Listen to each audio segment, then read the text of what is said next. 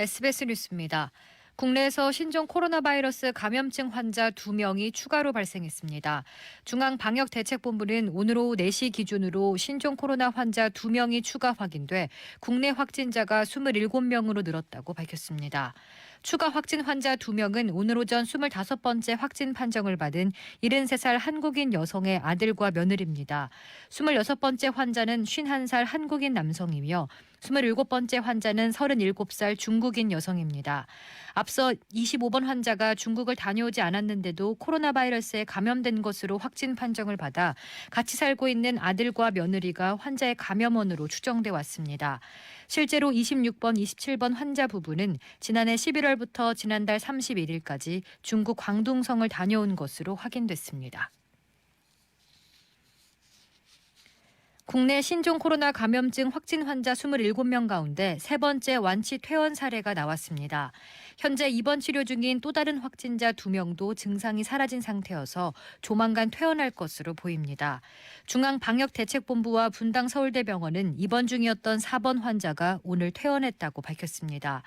이와 별도로 서울대병원에서 입원 중인 환자 4명 가운데 1명도 증상이 호전돼 의료진이 퇴원을 검토하고 있는 것으로 알려졌습니다. 정부가 우한에 있는 교민들과 중국 국적의 가족들의 귀국을 위해 전세기를 추가 투입하기로 결정했습니다.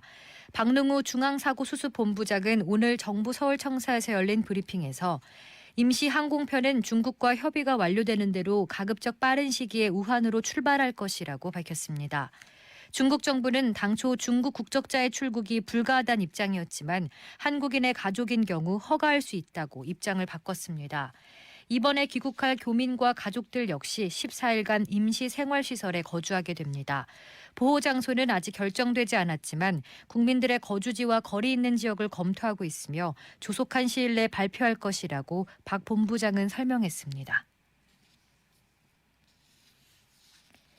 신종 코로나 감염증이 비말이나 접촉뿐 아니라 에어로졸 형태로 전파될 수 있다는 주장이 제기된 가운데 중국 국가위생건강위원회는 아직 에어로졸이나 분변을 통한 경로로 전파된다는 증거는 없다고 밝혔습니다. 에어로졸 경로 감염은 병원균이 공기 중에 떠있는 고체 입자 또는 액체 방울로 감염되는 것으로 비말 감염보다 잔류 시간이 길고 전파성이 강합니다. 현재 중국에서 신종 코로나 감염증 사망자 수는 811명, 확진자는 3만 7천여 명입니다.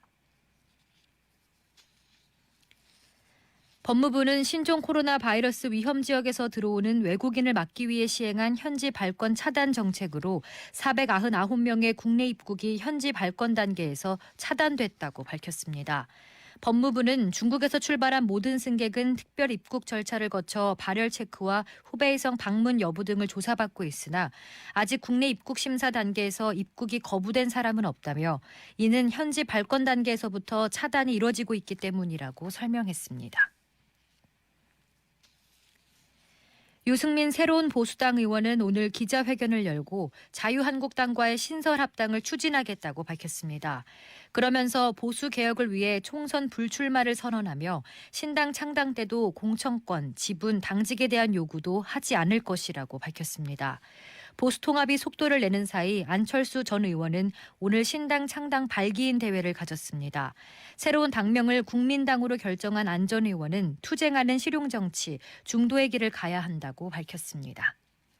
더불어민주당은 오늘부터 닷새간 사이로 총선 후보 신청자 473명을 대상으로 면접에 들어갔습니다. 오늘 밤 전국이 대체로 맑은 가운데 중부지방을 중심으로 차차 흐려져 늦은 밤에는 강원 영서 지역에 눈이 오겠습니다. 서울과 경기, 충북은 오늘 밤부터 내일 새벽 사이 산발적으로 눈이 날리는 곳이 있겠습니다. 내일은 전국이 맑겠고 대부분 지역에서 미세먼지 농도가 높게 나타나겠습니다.